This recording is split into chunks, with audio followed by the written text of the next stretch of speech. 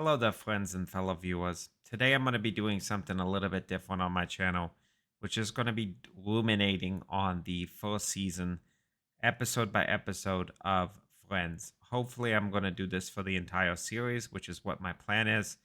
This is in part due to me wanting to diversify content on the channel and express my artistic creativity, but this is also partly due to Matthew Perry's untimely passing. I want to give some respect for him and his family and respect one of the biggest shows that he contributed on, which is, of course, the sitcom Friends. Friends went from 10 years from 1994 to 2004. I was born in 92, but grew up in the late 90s and early 2000s watching this show.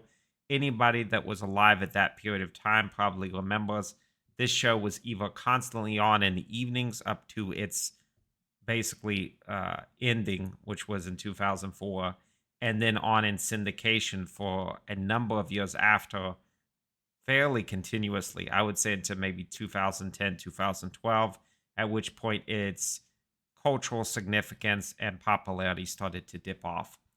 But what I wanted to do, guys, is talk about what I think happened in the late 90s, early 2000s, and why that time frame is so different. For viewers older than myself, you'll probably even have more of a knowledge of this. But for viewers younger, let's say if you're a either young millennial or a Gen Z fan, you may not realize how much times have changed since the late 90s and early 2000s. As I enter in my early 30s now, I really start to see how much America specifically, but the world in general, has changed since the Friends sitcom came out. I wanted to do this prelude part to talk about that and kind of put in things here that don't fit into any episode. I also want to really give odes to what prompted the creation of this. I watched a guy named Lore Runner, also known as Archie and Gaia originally, that did these rumination style reviews on a number of TV shows like Babylon 5 and a variety of Star Trek series. And it's something that I always wanted to branch out to. But honestly, such a momentous task like this in my Berserk reviews is a little bit intimidating. And, it's something I really hesitated on doing for a while. But as we see with Matthew Perry's untimely passing, you only have a limited amount of time in life. And I do YouTube not as a primarily a financial venture, but I do it primarily as a creative venture. And so I wanted to push myself to do this. And so I wanted to make this prelude part to talk about the things that I think about Friends outside of its episode by episode format. So starting after this part, we're basically going to be going to an episode by episode format where I'll be talking about the episodes, the themes of the episodes, what I think about them. Does it fare well in 2023? And yeah, just my general thoughts. But overall, I wanted to say something about the sitcom format in the 90s and early 2000s. I grew up on Frasier. I grew up on Friends. I grew up on Seinfeld. That was probably the one that affected me the most, and a variety of others. And in the late 90s, 2000s, sitcoms like Home Improvement or, Friends, Frasier, Seinfeld, they were all the rage. They were extremely commonplace. Things that nowadays don't even really exist, like the laugh track, were just a staple of modern television. And I think Friends, probably of all these sitcoms, it's either Friends or Seinfeld, had the most cultural significance. And I think part of that is because in the late 90s and early 2000s, especially in the later years of Friends, we started having this situation where America was changing a lot. You had people relying on the internet more, where, in season one of Friends in 1994, the internet was not really a thing. And you can see that in the first season. Um, I have already watched several episodes of the show just to kind of give myself see if I wanted to do this and make sure I was going to take it seriously. But yeah, in the early 90s, the internet wasn't a thing, and society was very different.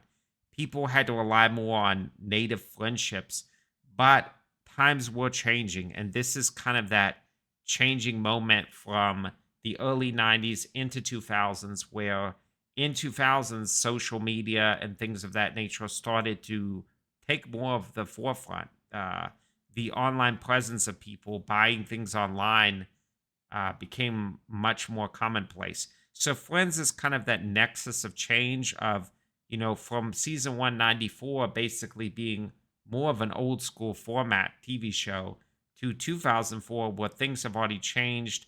We don't have the iPhone yet. That would be around, I believe, 2008. But things had already changed significantly by 2004 and was starting to shift closer to the modern era. So, yeah, I wanted to talk about the show and its significance specifically to me. This is something that doesn't really happen in the current day in 2023 when I'm recording this. So, as of November 2023, there's no show that people basically watch ubiquitously in their homes. I would say the closest thing we've had in recent years would be Game of Thrones. For a period of time there, that kind of had almost the Friends or the Seinfeld kind of effect where everybody was watching it, everybody was talking about it, and I would say 60 to 80% of households were watching it or at least knew about it.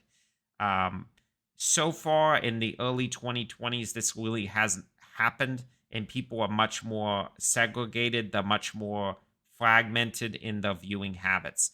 So, winding back into the early 90s, into the early 2000s, this was not so much of a thing. Everybody was watching NBC, CBS, ABC, whatever the network was. And NBC being probably the biggest of the like traditional TV networks, people watched Friends pretty much all the time. Even if you weren't a huge fan of the show, you probably watched it at least casually. And I think that the format of the show being so casual and so open ended, you could basically jump in any time, really helped that. Even though in this time frame there was continuous story threads, it was not the Game of Thrones things yet where shows were basically directly after each other. It was much more, if you ever watched like TNG or let's say like Voyager in terms of Star Trek, it was much more like that where it was episodic. And even though there was plot lines running seasons, a lot of the episodes you could kind of watch out of sequence and they would be totally fine. So yeah, I wanted to discuss that right up front. I also want to say that predominantly the way I use these is to use them as an ASMR at night. So I like to listen to these show deconstructions as I'm falling asleep. For people that have social anxiety or generalized anxiety disorder, PTSD, I'm sure you can appreciate that. I hope you like the art in the background. And yeah, I just tried to find something that was lighthearted and something that hopefully was enjoyable to look at while I talk. For those of you that are just using this as an audio media, that's totally fine. I would appreciate, if you can, hitting that like and subscribing. And I'm going to be trying to put these out, hopefully a couple a week, at least one a week. And yeah, hopefully going through the whole show. I hope that this was a good prelude, a little bit of a kind of a synopsis of what the whole idea is.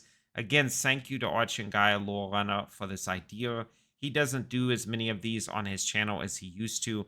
So I'm hoping that there'll be some people out there that will appreciate this slower, more ASMR style, longer format pacing. And we will get on to episode 1, the pilot of season 1. So I will see you guys there.